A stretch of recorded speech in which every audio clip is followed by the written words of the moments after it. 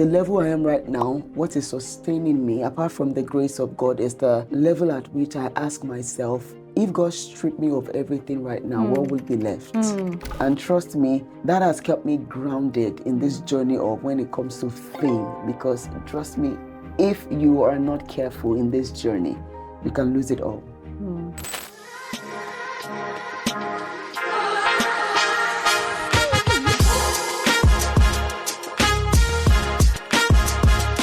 Hello viewers, welcome to another exciting episode on Talk with Mo. I have with me in the studio Adetoun Oshodi, popularly known as Adetoun. Hi Toun, Adetoun. Do you go by Toun or is it Toun, Adetoun? Honestly, I think I would have loved if everyone calls me Adetoun Winnie. Adetoun That's the Winnie. full meaning of the name. That's the full meaning of the name. But people just call me, I've heard Dayton, I've heard Tone, I've heard Tone, I've heard Town, I've heard, Town. I've had it on. So trust me, but I love when people call the full name. But if you can't, just do Adetoun. Adetoun Winnie. Yeah. Adetoun Winnie. Winnie. Yeah. Adetoun Winnie. Yeah. Whoa, that's lovely. What does it mean? A crown that you desire. Yeah, something you want. Adetoun Winnie. Yeah. Adetoun Winnie. Wow, beautiful name. Thank you. For an elegant, beautiful lady. I'm blushing. So Adetoun, I know you probably came to limelight after you contested on Project Fame. Correct. In Nigeria. Correct. How long ago was that? Oh wow, that was close to 9 years now, if not 10. 9 years. 9 years now. Yeah, 9 or 10 years now. Yeah. Yeah, it's quite a long time. I think it was 2014. 10 years. Yeah, 10 years now. Yeah, it was 2014, if I can remember vividly. Yeah. What inspired you to want to contest on Project Fame? Honestly, there was no inspiration. So some of my friends had gone for Project Fame and it was more like, I don't go now. But I was like, please. Then because I don't like to contest. I don't like when I have to be in competition. I think it was just the pressure. And they registered me. They registered you, your friends? Honestly.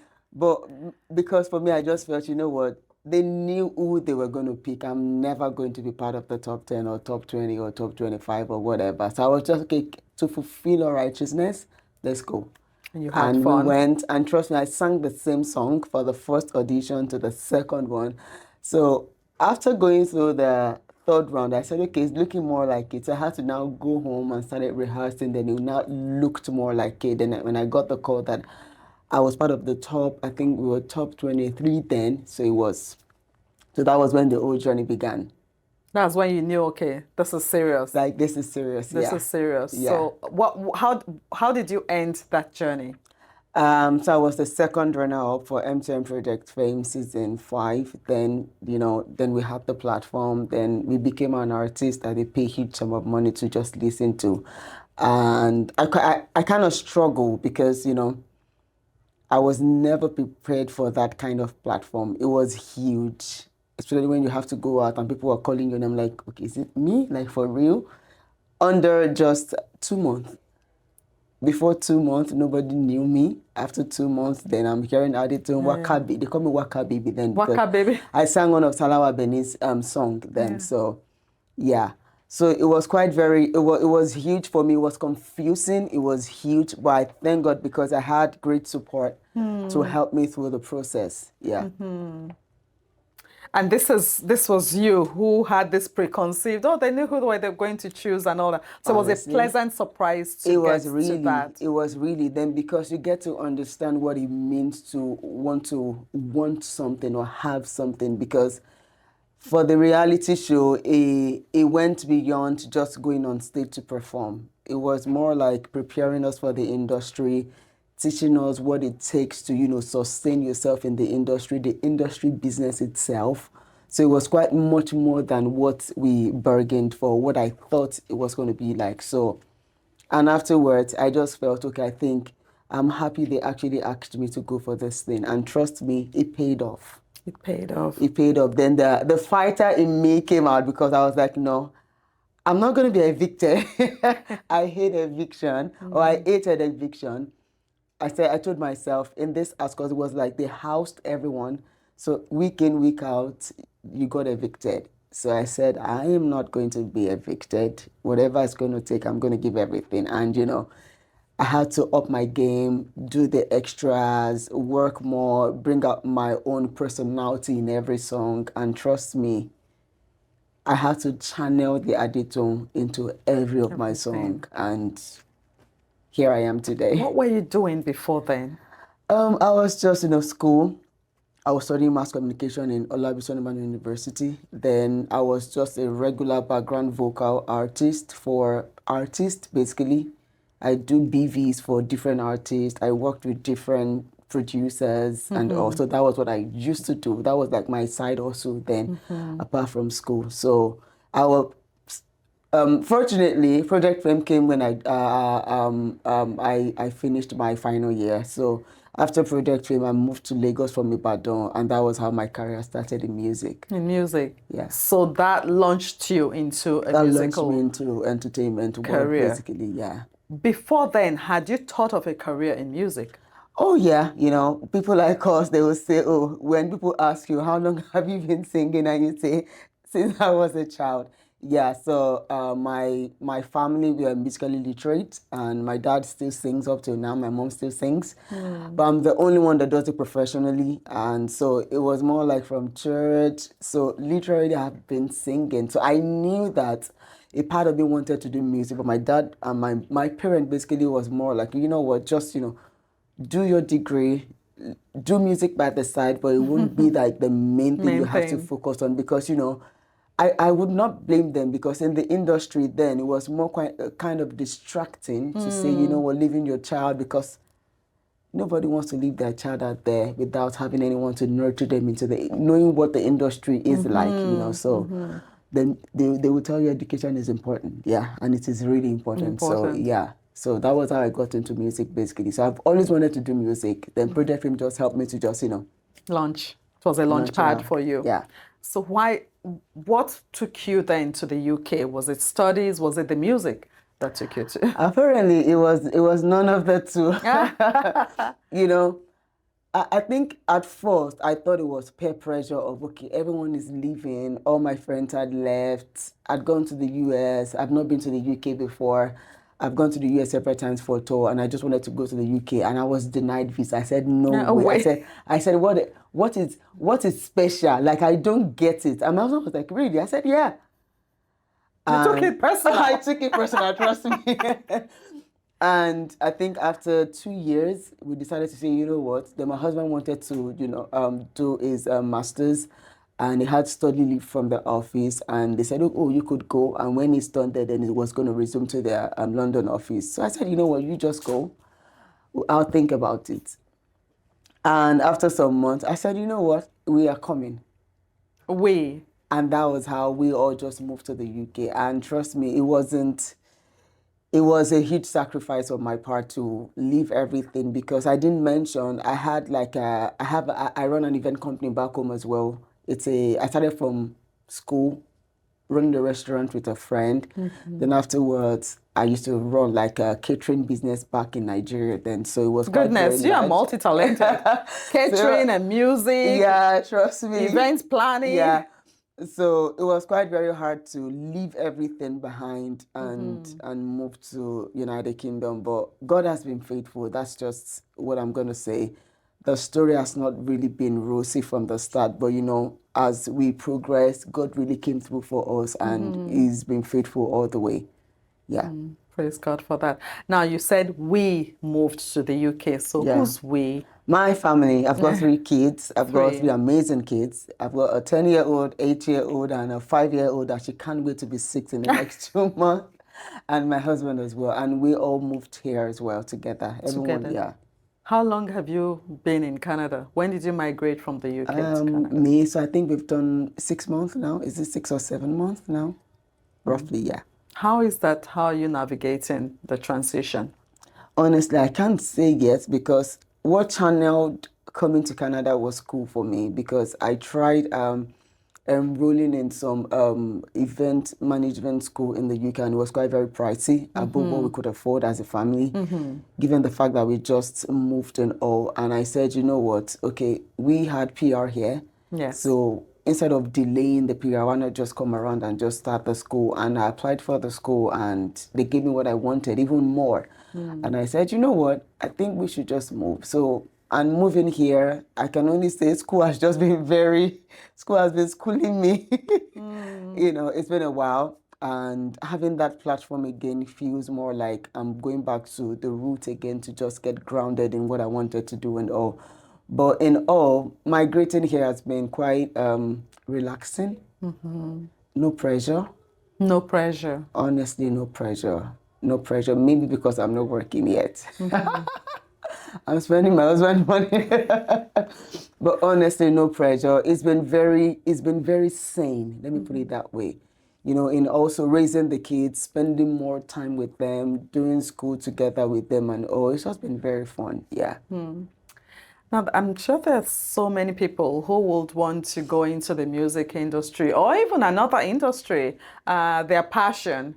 And I know that you are a graduate of Oh yeah. mass communication, did you Yes, say? yes. So what advice would you give to them to pursue their passion, especially if they are migrating from one country to another and having to settle? I know it's been easy for you, but that's usually not the case for most people. So are there any tips to settling in, you know, into whether it's UK, whether it's US, or whether it's even Canada? Are there tips to settling down and continue your passion while trying to navigate the transition? I think what I'm going to say is, who are you as a person? You know, wherever you see yourself or whatever you want to do in life or wherever you want to get to in life has to do with who you are as a person. For me, as an example, I'm going to use myself as an example. When I got to the United Kingdom, I knew that I have friends in the industry that could help me navigate the events industry. But trust me, nothing was forthcoming. I called different event planners, so let me partner with you. I can even do a day event coordinator. Nothing was forthcoming. And it got to, okay, can I do singing? Can I do BVing? But what came through for me is people knew that, okay, this is what I did when it comes to music. And when they cannot really say, okay, she can give me this tone, she can give me that tone. And I made sure that as an artist, even as a music artist, before you can call another person, there's a reason why you're calling another person that you're not calling me. So that's how I was able to train myself. So I told myself, okay, I didn't start from here. Trust me, it got to a point I had to start rejecting some ridiculous amount of money because I knew what I wanted for myself. And I told myself, okay, I'm not going to stoop this low because I needed this. So for everybody migrating, I think what I'm going to say, whether you're in the music industry or any industry whatsoever, when you know your worth, you know who you are, it's quite very easy. I know, you know, they say, okay, you migrate, you don't know anyone. That's why you have God. That's why you have your passion. That's why you know who you are. And when you try to merge all the three together, it works in your favor, no matter the industry. I'll keep saying it. It was God orchestrated that I met you.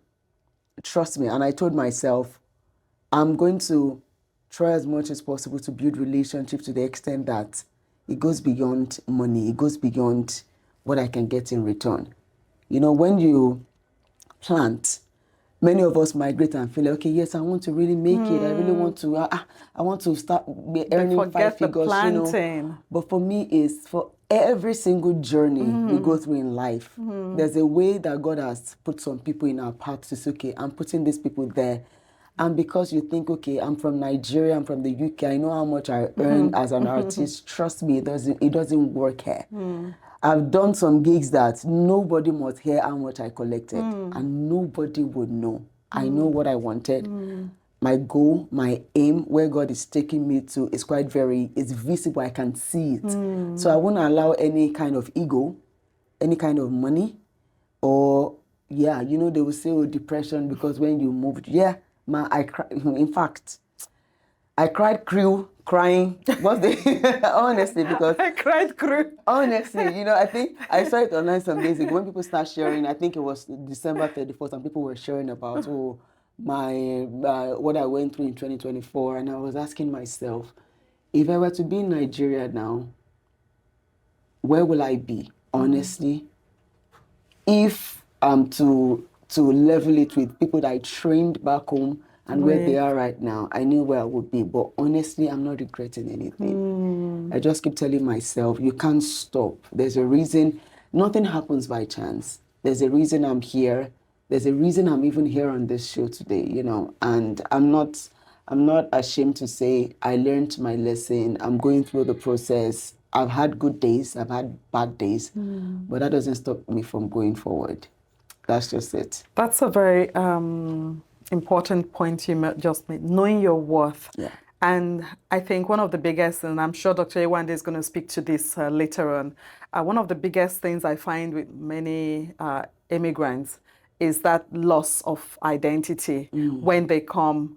You knowing your worth and being able to hold your ground and say, you know what, yes, things might be bad, but I know who I am and I know what I will accept and I know what I will not accept. Now, that does not go for many people because there are bills to pay. And so in trying to accommodate all of that, the self-esteem is gone. It gets very overwhelming. It does get overwhelming. So, Yeah. thank you for sharing that. And I'm sure Dr. Ewande will speak to that later on when we debrief on your story. You have quite an interesting story from oblivion or just being a student and shooting to fame. But one thing that everyone that I know who knows you say is the humility that you have maintained. And it's not easy when you, like you put it, within 2 months, you became like a household name. Yeah. Waka baby, everyone knew you. Yeah. What helped you to stay grounded, to stay true to who you were, and even today, continuing to be who you are? What helped you?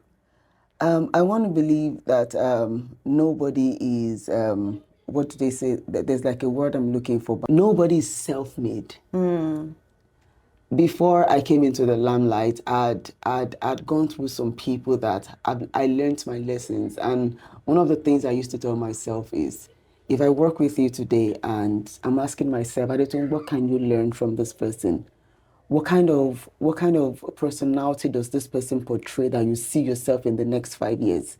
If I'm learning nothing, I'm only going to work for you. You need my service. The value I'm getting in return is you paying me, and I work. But when I know that there's quite a lot for me to learn, trust me, I will tarry. I will stay. And because for me I don't like to jump from one person to the other. I'm talking about working with different people when it comes to whether events people or clients or even music artists. Even as an artist myself, what has helped me is there's a foundation of knowing who I am and knowing what I know and knowing what made me, or how would I put it, the level I am right now, what is sustaining me, apart from the grace of God, is the level at which I ask myself, if God stripped me of everything right now, what will be left? And I've gone to places where they don't even know I'm Adetoun. They just say, oh, come, just sit down there, sit down there. And by the time they mention your name, I'm like, oh, we are very sorry. I'm like, please. And many times I'll be like, can I just sit at the back? Because all of these things sometimes, it scares me. It scares me. I just want to, let me just be like every other person. There's nothing to the name. If God takes away the name, I will be nobody. So just leave me as I am. And trust me, that has helped me. Even the ones, I've gone to places where my friends will say, oh no, you can't greet that person, no.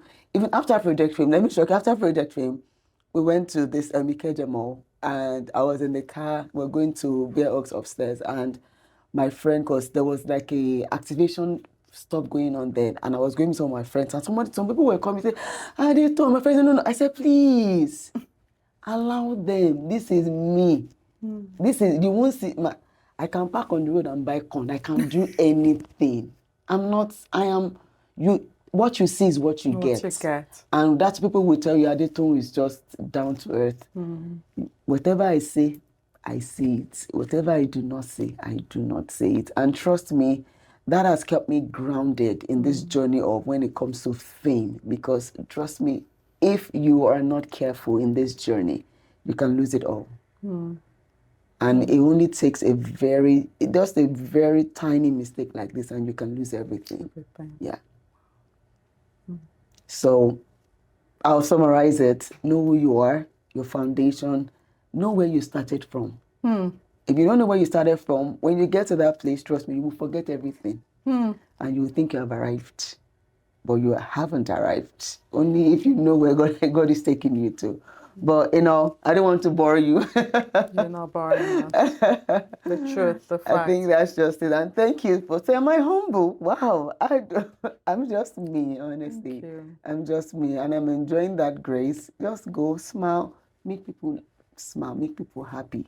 It's important for me to always make people happy, know who people are, know their temperament, flow with them according to how they want to. You to relate with them and set your boundaries. Wow. Thank you. Thank you, ma. Can I put you on the spot to just sing something for us? Something. I know there are no instruments here. There's nothing, but just something for our audience. Can you suggest? Is there a song that is coming to your mind that you? Is there a song that you like that you probably hum to yourself when you take a shower, when you go for a walk, putting the kids to bed? Songs, honestly, pick one of those. I can't even pick any. You can't blame us as an artist. No, there's too many. I know that you sang Hero at the Bond Award, and that was like, ooh, it was such a hair-raising moment for me. Yeah. I like that. Yeah. But you know that Hero song, before you go to Hero, you know that Hero song is like when you sing that song and the message of the song like has meaning to me. It does have meaning to me too. It has meaning, I didn't mention there's this reality show I do for kids back home, and that song every year I made sure that they learn the lyrics of that word and say it to themselves. It's not just about me singing it to you. Say it to yourself. Believe in those words. If you don't believe in those words, then you're not a hero. Maybe you can do that for us. Just one, or maybe just the chorus, and then the hero comes along. I am so bad with singing, but I try.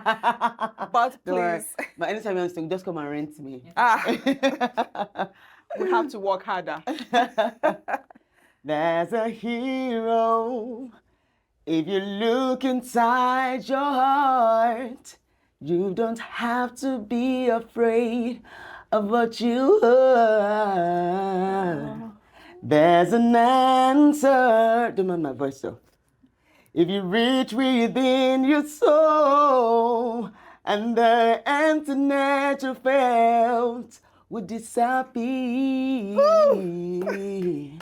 And then a hero comes along with the strength to carry on. And you cast your fears aside.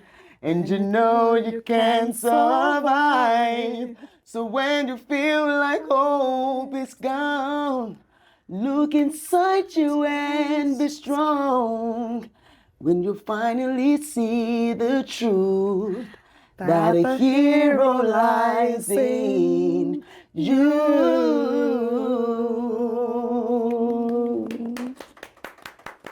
Thank you. Thank you. On that note, we're going to round it up today. Thank you, viewers. I hope you've enjoyed this episode. If you've not subscribed, please do so. We're going to come back. We'll be right back. Stay tuned.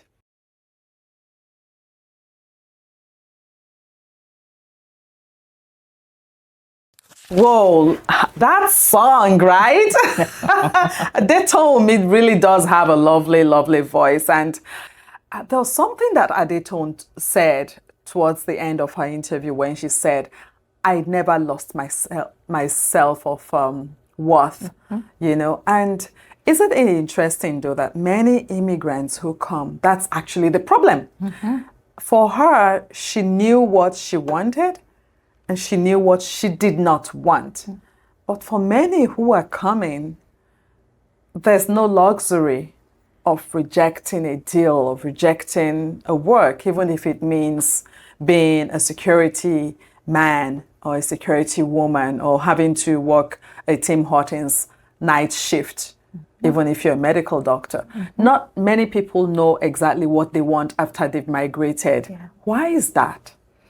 Oh, that's a very good question. I think many times when people migrate, a couple of things. They may have a sense of the future that may be a bit unrealistic based on things that they have seen or things that they have heard. Many may not be well prepared to face the reality, because sometimes people might have the expectation that, okay, I'm going to move within 3 to 6 months, I will land a job and I'll be able to get back to the lifestyle that I'm leaving.